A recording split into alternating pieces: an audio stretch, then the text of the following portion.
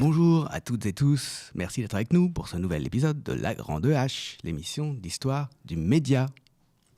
Leçon kurde, les damnés des montagnes. C'est le titre du livre de mon invité d'aujourd'hui, un livre d'histoire, l'histoire d'un peuple très singulier, le peuple kurde, au Kurdistan, un peuple qui a pour caractéristique principale d'être apatride. Qu'est-ce que ça peut bien être qu'un peuple apatride ?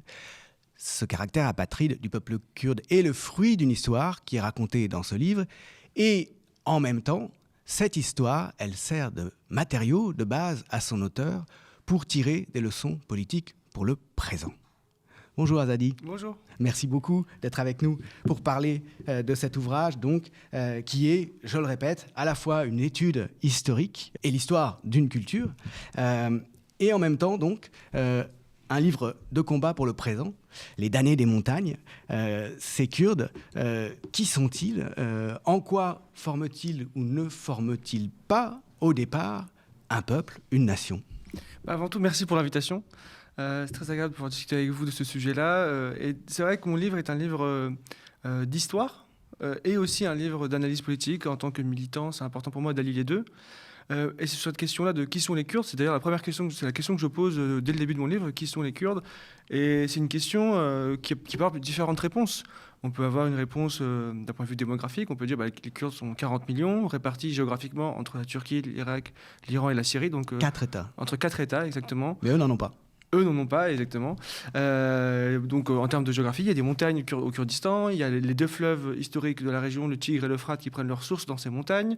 Il y a le pétrole qui regorge dans le sol kurde. Donc, il y a plein d'éléments qu'on peut raconter. La culture, la langue kurde, elle existe avec ses différents dialectes. Donc, voilà les différentes réponses qu'on peut donner à cette question qui sont les Kurdes. Mais en réalité, ce qui définit vraiment un peuple, et ça, c'est la réponse que je donne à travers mon livre, et c'est la conclusion que je donne dans mon livre, ça va être la définition à travers la lutte politique. Et les Kurdes se sont construits en tant que peuple à la marge, c'est-à-dire que c'est des populations qui étaient marginalisées par les États qui vont être créés suite au démantèlement de l'Empire ottoman au début du XXe siècle, donc ces peuples-là marginalisés, qui vont avoir des cultures communes, des langues proches, similaires, communes, qui vont former ensuite la langue kurde, vont se lier ensemble et former ce qu'on appelle le peuple kurde. Et donc, c'est une définition absolument politique, et c'est important de le comprendre en ce sens-là, du peuple kurde. Donc, le peuple kurde se définit d'un point de vue très politique. C'est la chose qui m'a sans doute le plus fasciné et le plus intéressé. C'est-à-dire que vous montrez dès le départ, vous ne cherchez pas du tout à dénier le fait que les Kurdes forment un peuple aujourd'hui, en réalité, c'est le fruit d'une oppression coloniale sans laquelle il n'y aurait pas de peuple kurde, quand bien même aujourd'hui le peuple kurde se bat pour la reconnaissance de ses droits.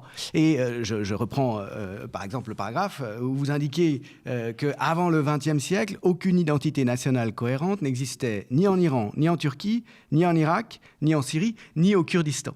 C'est-à-dire que les destins ont divergé, évidemment, mais qu'il y a une matrice commune. Mais évidemment, en fait, ce que je dis là, c'est dans la conclusion de mon livre, c'est d'expliquer... ce que j'essaie de faire dans le livre, c'est quand même de déconstruire une idée commune qu'on a tous, de lier l'idée de peuple, l'idée de nation, d'État, etc. C'est-à-dire que ce triptyque État-nation-peuple, avec les frontières qui y sont liées, on est tellement habitué qu'on a du mal à dissocier chacun de ces éléments. Et ce que je disais là, à travers cette phrase...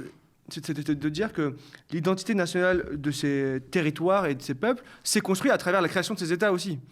Jusque-là, sous l'Empire ottoman, donc on peut arriver justement à l'histoire, durant les 500 ans, pour faire rapide, durant lesquels l'Empire ottoman existait, les Kurdes, comme tous les autres peuples de la région, donc les Kurdes, les Arabes, les Arméniens, les Turcs, les Syriaques, toutes ces populations vivaient côte à côte. Il y avait des quartiers kurdes dans différentes villes. Il y avait des zones évidemment à plus majorité kurde qui sont le Kurdistan historique, sachant que Kurdistan veut dire littéralement pays des Kurdes. C'est une zone, c'est comme ça qu'on l'a nommé aussi géographiquement. Cette zone, ça se trouve aux confins de ces 4 États. Exactement, au niveau des montagnes. Même si, en réalité, on le voit très bien en vous lisant, dans l'ensemble de la Turquie, par exemple, il y a 25% de la population qui est kurde. Oui, 25 à 30%. Et ces gens-là ne sont pas tous, évidemment, dans les montagnes du Kurdistan. Non, on est bien d'accord. Et si je me souviens bien, 10 à 15% de la population iranienne, autour de 10% de la population syrienne. Et aussi, Irak, 15 à 20% quasiment. Après, ça évolue en fonction des périodes, évidemment. Ouais. Mais c'est important de dire que c'est une grande partie de leur population. Justement, je vais y revenir plus tard, j'imagine. Mais je voulais simplement vous raconter cette histoire très, très belle de l'Empire ottoman. Certes, il y avait quand même des difficultés vis-à-vis avec Istanbul, en fonction de l'état de l'Empire ottoman. Quand il perd les Balkans, il est beaucoup plus centralisateur, etc. Mais quand même, durant ces 500 années, les Kurdes, beaucoup de seigneurs kurdes avaient une certaine forme d'autonomie. La langue kurde a pu prospérer, des livres kurdes ont pu exister, une identité culturelle kurde a pu exister. Et évidemment, il y a la chute de l'Empire ottoman au début du XXe siècle. Et là, c'est un moment important dont il faut, qui est le début de mon livre, c'est le démantèlement de l'Empire ottoman avec la mainmise des impérialistes franco-britanniques. Et c'est les fameux accords de Sykes-Picot, les accords secrets entre les Français et les Britanniques, de découpage de l'Empire ottoman à des fins vraiment impérialistes, mais même avec objectif colonial quand même derrière. Et c'est à ce moment-là que sont créés la Syrie, l'Irak, l'Irak. Exactement, la Palestine sous mandat britannique, etc. En fait, l'origine du problème des Kurdes et des Palestiniens, et même de la région, c'est les accords Sykes-Picot et le démantèlement de l'Empire ottoman. C'est là que la Syrie et le Liban vont ensuite devenir sous mandat français, donc en fait une forme de colonie, l'Irak sous mandat britannique, et la Palestine sous mandat aussi britannique. Mais ce qu'il faut bien comprendre, c'est qu'à ce moment-là, donc, les accords Sykes-Picot, les impérialistes veulent découper l'Empire ottoman à leur guise, et cette application concrète des accords secrets, qui d'ailleurs vont être révélés par les bolcheviks comme les 117, parce qu'il y a aussi il y avait l'implication des Russes, parce que c'était les alliés contre l'Empire ottoman, les trois empires. Donc à ce moment-là, les accords Sykes-Picot ont leur application concrète à travers ce qu'on appelle le traité de Sèvres, en 1920, qui acte la fin de l'Empire ottoman et va découper, pour faire simple, la région, le Moyen-Orient, suite au découpage de Sykes-Picot, qui ensuite, évidemment, va être modifié un petit peu, puisque les bolcheviks vont plus participer à ce découpage impérialiste. Et 1920, donc, ce traité de Sèvres, c'est le début d'une très brève période pendant laquelle il semble que va pouvoir exister un État-nation kurde. Exactement, puisque à ce moment-là, c'est l'idée du président Wilson, autodétermination des peuples, il faut créer des peuples, etc. Le droit des peuples à disposer d'eux-mêmes. Exactement. Et donc, il y a une délégation kurde qui va aussi aller à Paris, pour les accords de paix de Paris, pour une diplomatie kurde qui va se faire pour essayer de négocier les création d'un État kurde indépendant, tout comme il y avait des Arméniens qui participaient à ces accords, etc.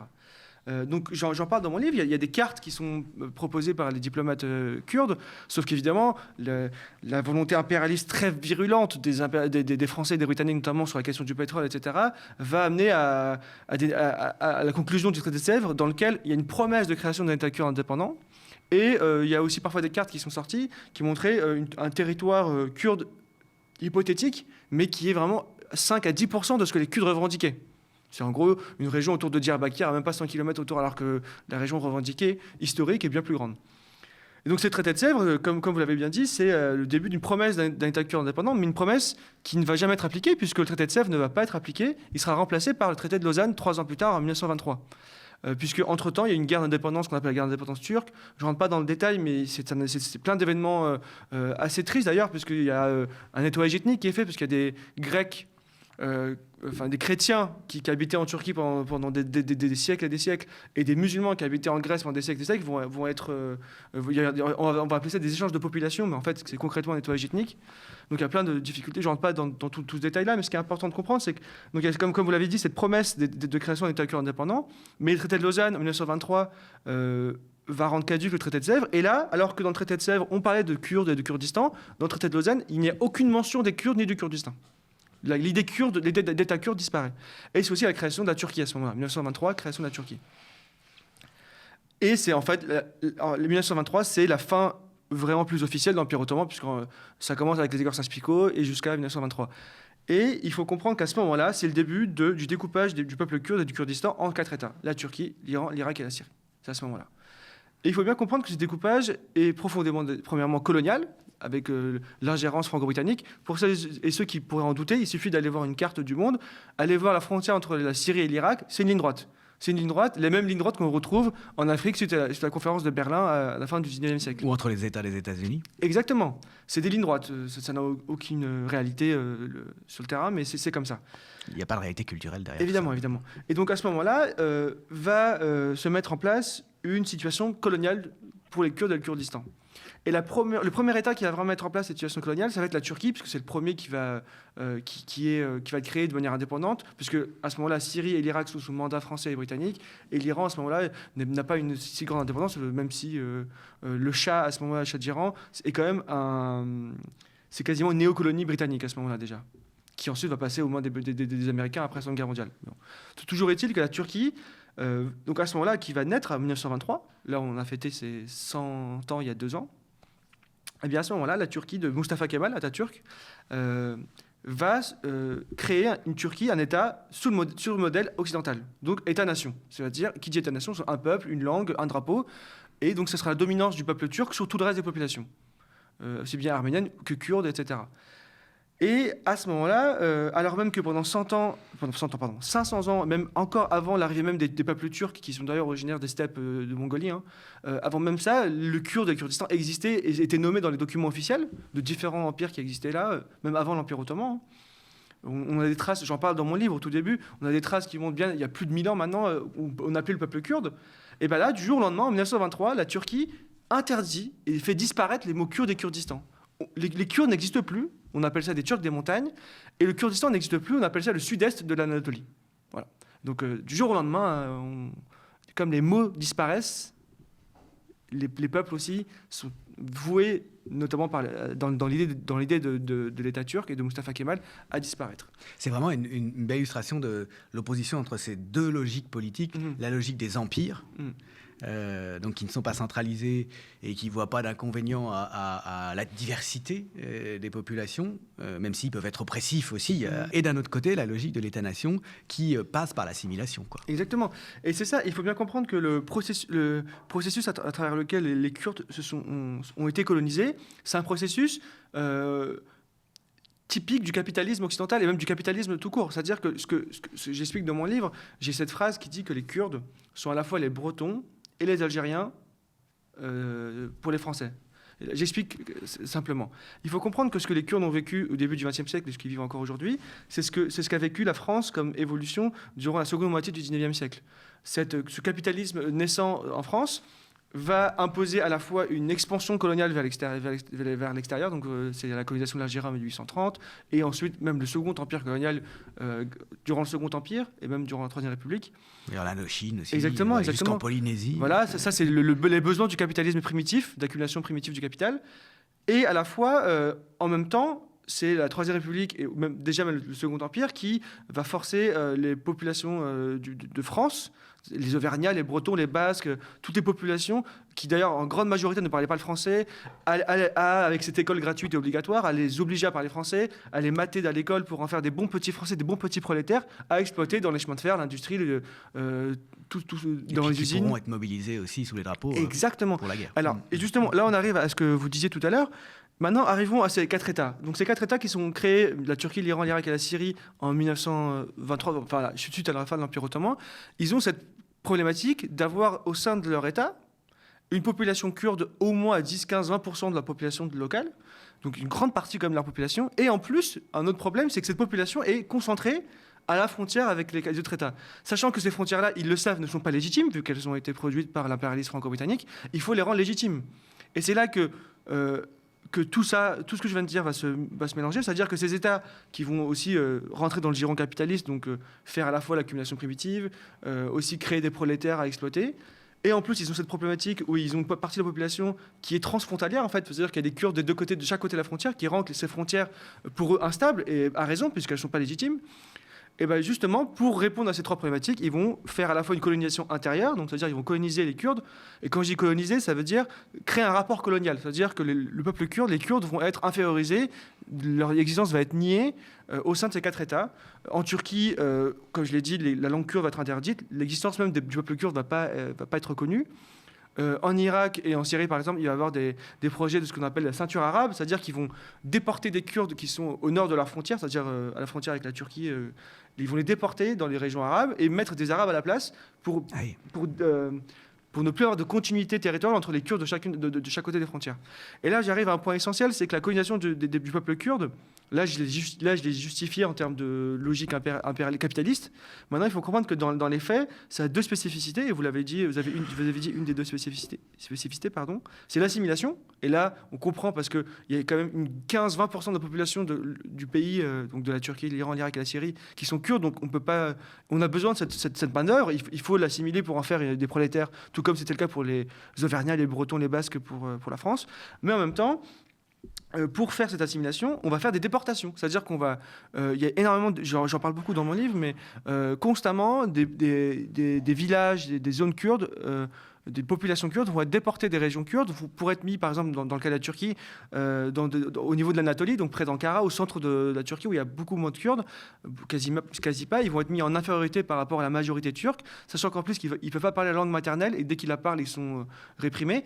Évidemment, de fait, il y a une pratique, des processus assimilationnistes, c'est-à-dire que vous êtes obligé pour survivre d'apprendre la langue, d'oublier la vôtre, oublier votre culture, oublier vos vêtements, votre culture vestimentaire, pour vous assimiler, sinon vous vous faites massacrer. Et donc là, c'est ça le propre de la question coloniale kurde, à la fois son origine, à la fois sa mise en pratique, ça va être la déportation et l'assimilation. En réalité, il y a une culture kurde, mais elle n'a pas la forme d'un peuple national qu'elle va prendre en résistance à l'oppresseur, en quelque sorte. Ouais. Est-ce qu'on peut s'attarder un tout petit peu là-dessus? C'est-à-dire qu'il y avait des différences de langue, j'imagine, entre les différentes communautés kurdes, des différences de costumes, des différences de coutumes. Même s'il y avait quelque chose de commun, il y avait aussi plein de différences. Exactement.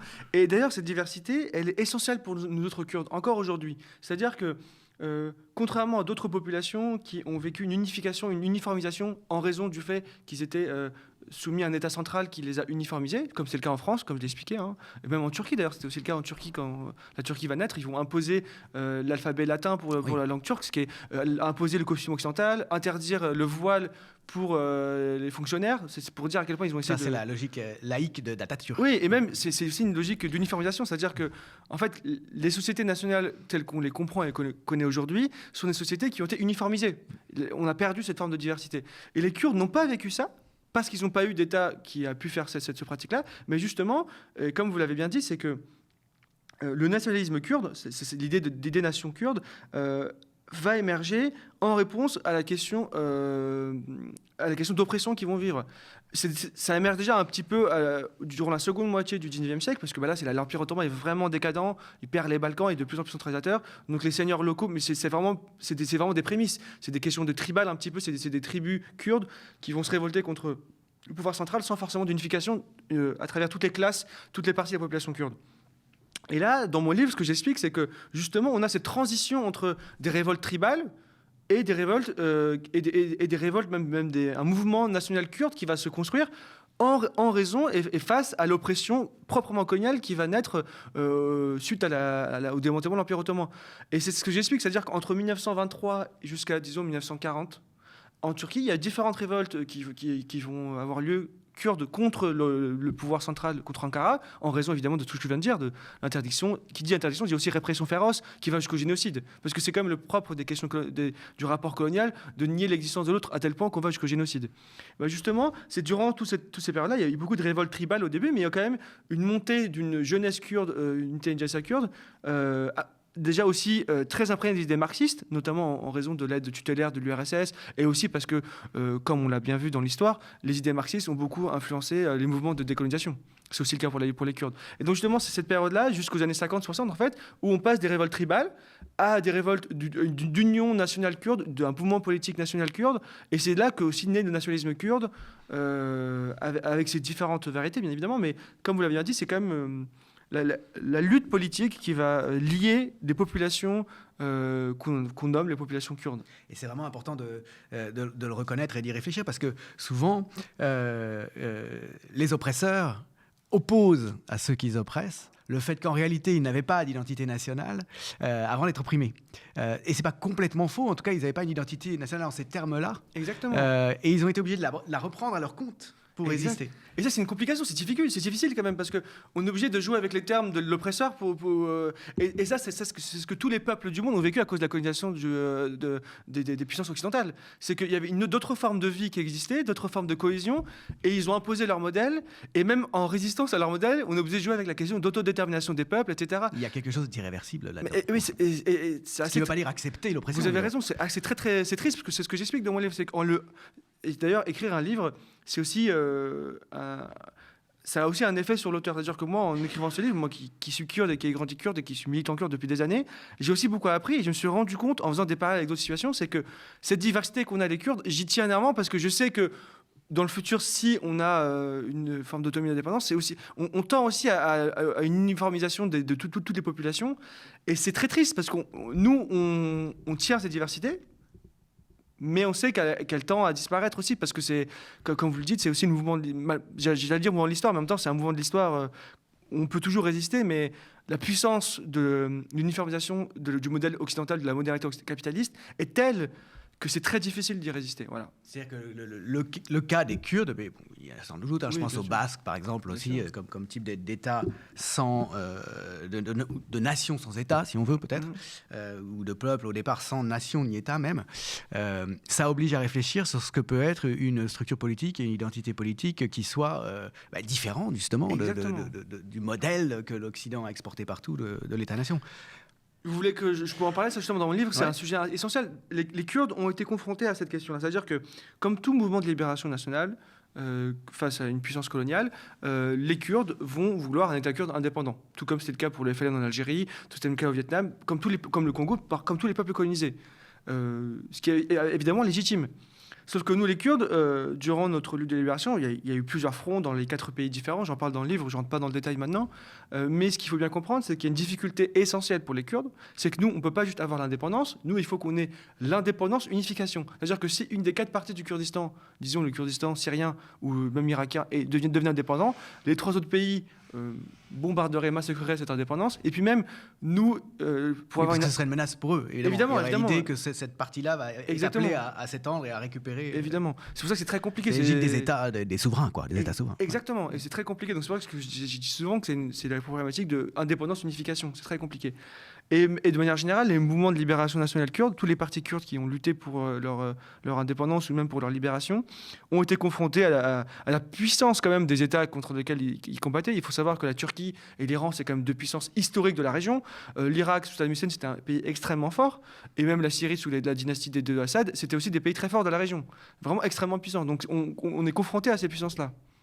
Et à ce moment-là, les partis kurdes vont à minima, c'est-à-dire qu'ils vont demander un programme minimum, c'est-à-dire qu'ils vont lutter, et dans le rapport de force qu'ils vont pouvoir mettre face à Ankara, Damas, Bagdad ou Téhéran, ils vont demander à minima l'autonomie politique. C'est-à-dire qu'ils vont dire laissez-nous gérer nos questions locales, donc sociétales, culturelles, et toutes les questions de défense nationale, les questions monétaires, les questions régaliennes importantes, on vous les laisse à Téhéran, Bagdad, Ankara et Damas. Et là, justement, cette évolution-là, c'est une question plutôt de réel politique, c'est une question au début, ça a toujours été une question de programme minimum, on connaît bien ça, c'est le programme minimum. Et ce qui va être marquant, c'est que le PKK, donc là j'avance vraiment beaucoup dans le temps, mais c'est aussi important que les gens comprennent que le livre est très dense, donc il faut... sa naissance, mais c'est important d'en parler dès maintenant. Ouais. Il faut lire le livre pour comprendre toute cette période-là, mais c'est une période très, très importante où, justement, en termes de leçons, le livre s'appelle Leçons kurdes, en termes d'enseignement politique sur la question du marxisme, sur la question du communisme réel, sur la question de la colonisation, il y a plein d'enseignements, mais j'arrive vraiment aujourd'hui. Donc le PKK va faire une révolution idéologique au début des années 2000, suite donc le parti des travailleurs du Kurdistan, qui a une puissance assez hégémonique au sein du mouvement de libération nationale kurde. Il y a d'autres partis kurdes. Et qui est communiste au départ. Oui, marxiste-léniniste au départ, et qui est encore en fait sous différentes formes, mais à l'époque c'était marxiste-léniniste vraiment stalinien, comme d'autres partis de mouvement de libération nationale. Et même avant, donc il y a l'arrestation de Öcalan, le leader du PKK à la fin des années 90, et qui est en prison depuis d'ailleurs en Turquie depuis plus de 25 ans, maintenant plus de 20 ans, plus de 25 ans. Et bien justement, disons, à la fin des années 90 et même au début des années 2000, il y a cette réflexion au sein du PKK, qui est d'ailleurs une force hégémonique, comme je l'ai dit, au sein du mouvement national kurde, c'est-à-dire qu'il est certes en Turquie, mais il y a des branches en Syrie, en Iran, en Irak et en Syrie. Donc à ce moment-là, il y a une révolution, c'est pas vraiment tant une révolution, mais disons un approfondissement de la pensée. Et ils cherchent pour la première fois une justification idéologique à l'autonomie kurde. Et la réflexion qu'ils donnent, elle est très simple, c'est de dire, si les Kurdes créent un État indépendant, un État kurde indépendant, qui aurait forcément quelques particularités un peu d'État-nation, comme tous les États qui ont été créés depuis... Il y a un territoire avec des frontières. Exactement. Alors, ce serait juste reproduire l'oppression que nous avons vécue depuis 100 ans à d'autres populations. Parce qu'il faut savoir que maintenant, le Kurdistan, au gré des évolutions, etc., même depuis toujours, il n'y avait pas que des Kurdes. Il y a des Arabes, des Turcs, des Arméniens et d'autres populations. Et avoir une prédominance de la population kurde sur le reste, c'est juste reproduire ce que nous avons vécu depuis 100 ans. Et donc, l'idée qu'ils ont, l'idée de l'autonomie, donc l'idée que le nouveau terme qui est donné aux idéologies, c'est le confédéralisme démocratique. Voilà. Non plus la nation ou l'État-nation, mais le confédéralisme. Exactement. Et ça donne un rapport au territoire et à l'homogénéité du territoire qui est complètement différent de celui de l'État-nation. Évidemment. Et l'idée, c'est de dire, nous respectons l'intégrité territoriale des 4 pays dans lesquels nous sommes. Le PKK faisait déjà ça au cours de sa guérilla qui a été lancée contre l'État turc en 84. Et quand il y a eu des négociations dans les années 90, à bout d'un moment, au début, ils demandaient l'indépendance. Après, ils ont respecté l'intégrité territoriale de la Turquie. Mais comme je l'ai expliqué, c'était plus une question de rapport de force, d'avoir des éléments. Et là, c'est vraiment une révolution idéologique. Et j'insiste pour dire que c'est quand même je dis souvent révolution, mais je devrais plutôt dire évolution, c'est-à-dire qu'on part d'un parti marxiste-léniniste stalinien quasiment. L'idée, ça reste toujours bien évidemment marxiste, parce que le cœur du confédéralisme démocratique, c'est de partir de la commune, c'est une idéologie communaliste, c'est-à-dire on part de la commune qui peut être le quartier d'une ville ou un village, et on remonte comme ça l'échelon du local de manière verticale comme ça. En fait, c'est le Soviet. Le Soviet, c'était la même chose dans l'idée.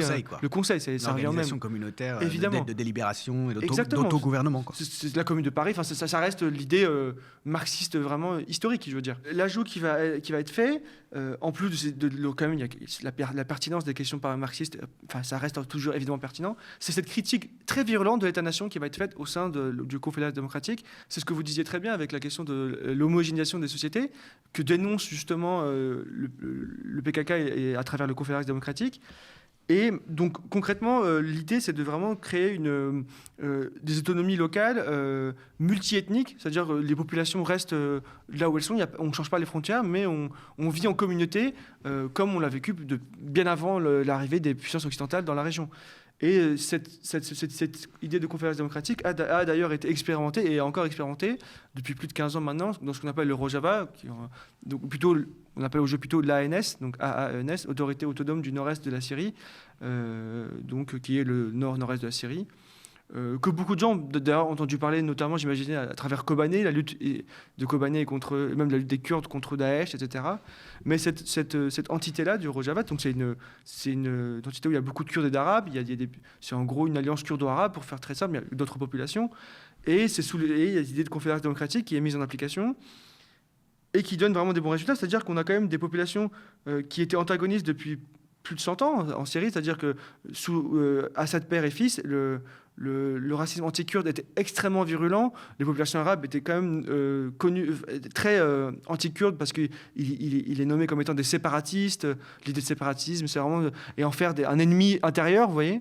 Et justement, ce qui est intéressant, c'est qu'en 15 ans, il y a quand même eu des réconciliations. On arrive, à travers ce modèle-là, à réconcilier des populations qui, jusque-là, vivaient dans un racisme, une opposition à cause du racisme, etc. Ouais. Exactement. Et ça, c'est beau. Ça, c'est la puissance des mouvements d'émancipation comme ça, c'est de déconstruire ce qui a été construit, malheureusement, depuis plusieurs années. Si on en vient maintenant presque à l'histoire du temps présent, en tout cas à l'histoire très récente, vous l'avez dit, donc la présence du PKK est absolument fondamentale pour comprendre ce qui s'est passé ces dernières décennies, mais le PKK lui-même s'est profondément transformé. On en est où aujourd'hui ? Justement, il faut voir l'évolution du PKK depuis sa création en 1978, jusqu'à aujourd'hui, donc ça fait quand même plus de 40 ans. Et la guérilla qui a été lancée contre l'État turc a été lancée en 1984. Donc là, on est aussi à plus de 40 ans d'existence de cette guérilla. Et il y a, en février 2025, donc il y a bientôt un an, le leader du PKK, Öcalan, depuis sa prison, a annoncé la volonté de dissolution du PKK et de l'arrêt de la guérilla, que les dirigeants du PKK, qui sont donc dans les montagnes du nord de l'Irak, au Kurdistan irakien, ont suivi ça, ont fait un congrès, ont aussi annoncé la dissolution. Et j'insiste sur le mot « annoncé ». C'est que de fait, le PKK n'est pas encore dissous. Et cette annonce-là, il faut la mettre dans un contexte important. C'est que le PKK jusqu'à l'arrivée du PKK, jusqu'à sa guérilla en 84, il faut comprendre que la question kurde en Turquie n'est pas dite, n'existe pas, il n'y a aucune avancée pour les Kurdes, aucunement. Et grâce à la guérilla du PKK, grâce au rapport de force politique qui a pu être initié grâce à la lutte armée, des partis kurdes légaux existent maintenant dorénavant. On peut un peu plus parler la langue kurde, même si elle est très très bridée, c'est-à-dire qu'on peut lier facilement le fait de parler en kurde à une volonté de séparatisme, entre guillemets. Donc il y a beaucoup de personnes qui veulent apprendre le kurde ou le parler ou le chanter qui sont emprisonnées, sous prétexte qu'ils sont terroristes, liés au PKK. Donc il y a quand même beaucoup de difficultés, mais n'empêche, la lutte politique armée et la lutte politique de manière générale du PKK a permis des avancées. Parce qu'aujourd'hui en Turquie, la question centrale, ça reste la question kurde, ce qui n'était pas le cas il y a 40 ans. De la même manière en Syrie, et je fais un parallèle rapide, avant la révolution du Rojava, en Syrie, les questions essentielles n'étaient pas les questions kurdes. Aujourd'hui, avec le nouveau régime syrien, et on va en parler dans les quelques minutes qui viennent, la question existentielle, c'est même pas Israël, alors qu'Israël a quand même conquis un territoire au-delà du Golan. Hein. Pourtant, malgré ça, la question essentielle pour le nouveau régime syrien, c'est le rapport avec l'autonomie kurde. C'est dire à quel point, en 15 ans en Syrie et en 40 ans pour le PKK en Turquie, la question, la lutte politique, qu'elle soit armée ou non, a permis des avancées politiques et l'émergence d'une question politique. Et il faut bien comprendre que ça, c'est un processus politique. Et ça, j'explique très bien dans le livre, c'est une question de leçon, c'est une question d'enseignement. Et c'est important que tous les militants le comprennent. Voilà, ça, c'était un premier point. Maintenant, pour revenir plus à l'actualité, donc cette annonce de dissolution du PKK, et si je parle aussi de la Syrie, c'est parce que les deux sont en lien. Le contexte, c'est lequel ? C'est depuis la chute de Bachar al-Assad en Syrie. Il y a la question de qu'est-ce qui va devenir de cette autonomie kurde syrienne avec le nouveau régime syrien, avec le régime d'Al-Shara. Sachant que le régime d'Assad s'est comporté de manière abominable avec les Turcs. Évidemment, avec les Kurdes. Père et fils d'ailleurs. Comme Saddam Hussein. Comme Saddam Hussein en Irak. Parti basse, de toute façon. Évidemment, le parti basse. Parti un peu jumeau. Ou de nationalisme arabe envers la prédominance arabe sur la population kurde. Justement, donc là, c'est ce contexte-là. Donc, Assad tombe et il y a cette question de qu'est-ce qui va devenir cette autonomie kurdo-arabe. Et on sait bien, et pour ceux qui ne le sauraient pas, la Turquie est très impliquée dans cette chute de Bachar al-Assad, alliée directe avec ses milices pro-turques de l'ANS, l'Armée nationale syrienne, en Syrie. Et donc, c'est vraiment un élément important de la question syrienne. Pourtant, pour les Kurdes et pour le PKK et pour tous les Kurdes, la question du Rojava, l'expérience du Rojava depuis 15 ans est essentielle et très importante, et sa sauvegarde est très importante. Et donc, le PKK va jouer cette carte on annonce notre autodissolution. C'est une carte politique à jouer, puisqu'en plus, il faut bien comprendre que dans ce contexte-là, une guérilla armée contre une armée aussi puissante que la Turquie, qui est la deuxième armée de l'OTAN, qui exporte ses drones et ses appareils militaires dans les quatre coins du monde, c'est très difficile maintenant. C'est très difficile d'avoir une guérilla contre... Donc la guérilla s'essouffle, et en même temps, elle reste puissante en termes d'image, en termes de puissance politique. Et donc, jouer la carte de la dissolution, c'est aussi mettre en avant, carte sur table, de dire, voilà, nous faisons un pas vers vous, faites un pas vers nous. Et le pas que demande, grosso modo, le PKK, c'est à la fois que la Turquie arrête ses ingérences en Syrie, bombardement du Rojava, parce que la Turquie, depuis des années, bombarde les infrastructures civiles au Rojava, donc les barrages, les centrales électriques, les réserves de blé, etc., tue des journalistes. Donc, c'est vraiment une violence... direct contre le peuple du Rojava, a aussi nettoyé ethniquement des zones comme Afrin. Enfin, il y a vraiment une occupation clairement de la Turquie dans les régions syriennes, mais kurdo-syriennes. Et donc voilà, la question de la situation du PKK, elle se joue à la fois par rapport à la Syrie, donc dire à la Turquie arrêter son ingérence, à la fois en Turquie, faire en sorte que la Turquie d'Erdogan arrête d'emprisonner les députés, parce qu'il y a des milliers de députés kurdes qui sont emprisonnés, des militants kurdes qui sont emprisonnés. Dès que des maires kurdes sont élus, ils sont destitués. Et Erdogan nomme à leur place des administrateurs. Donc là, la question coloniale, vous voyez encore la pertinence de la question coloniale, hein, le rapport colonial qu'on a avec cette population. Et donc, dans ce contexte-là, comme je l'ai dit, hein, le PKK joue cette carte qui, pour l'instant, il y a encore des négociations qui sont faites avec l'État turc. On n'a pas encore d'avancée. Il n'y a pas encore eu de pas de la Turquie vers les Kurdes. Et alors, quelle est la situation des Kurdes à l'égard du nouveau régime syrien qui a eu plein d'alliés djihadistes, hein, c'est-à-dire qui s'est allié avec des gens qui ont eux aussi traité les Kurdes de manière abominable. J'imagine que c'est fondamental pour penser la relation avec la Turquie aussi. Bien évidemment, et justement le rapport qu'il y a entre le nouveau régime syrien et l'autonomie kurdo-arabe, donc du Rojava, pour faire simple, hein, elle est essentielle. C'est-à-dire que là, il y a deux modèles qui se confrontent, deux nouveaux modèles pour la Syrie. On a le nouveau régime syrien qui veut un État centralisé, un État centralisateur, centralisé, et qui ne peut pas accepter une autonomie locale. Et en plus, il faut se rappeler qu'encore récemment, il y a eu des massacres d'Alaouites et de Druzes dans ce nouveau régime. De l'autre côté, l'autonomie kurdo-arabe, elle veut un État décentralisé, où le projet en fait essentiel, c'est que l'autonomie qu'il y a au nord kurdo-arabe, l'idée c'est de pouvoir aussi faire en sorte que des populations comme les Alaouites ou les Druzes aient une autonomie. Encore une fois, j'insiste que l'autonomie, c'est pas du tout l'indépendance. L'autonomie, c'est gérer les questions localement et éviter que justement qu'il y ait un pouvoir central à Damas qui puisse imposer ses vues et ses dires sur toutes les régions, notamment sur les minorités. C'est une logique fédérale, quoi. Une logique Exactement. Fédérale et confédérale, éventuellement. Voilà, exactement. Mais confédérale sans avoir... C'est important de comprendre, c'est pas l'idée de faire par bloc. C'est-à-dire les Kurdes restent là-bas, les Alaouites restent dans leur région. Le but, c'est que... Il y a des Kurdes aussi à Alep, il y a des Kurdes à Damas, il y a des Kurdes partout, il y a des Alaouites partout. La Syrie, c'est quand même une mosaïque de population. Le but, c'est pas qu'ils soient chacun enclavés dans leur fédération. Le but, c'est que chaque fédération soit multiethnique, etc. Et donc ça, c'est les deux projets qui sont en confrontation. Et ce qu'il faut bien comprendre, c'est que le rapport de force qu'a réussi à mettre en avant le mouvement national kurde, le mouvement de libération nationale kurde à travers cette alliance kurdo-arabe au Rojava, fait que depuis la chute de Bachar el-Assad, ça fait maintenant 1 an, il y a un accord qui a été signé en mars entre le commandant des forces du Rojava et Al-Shara.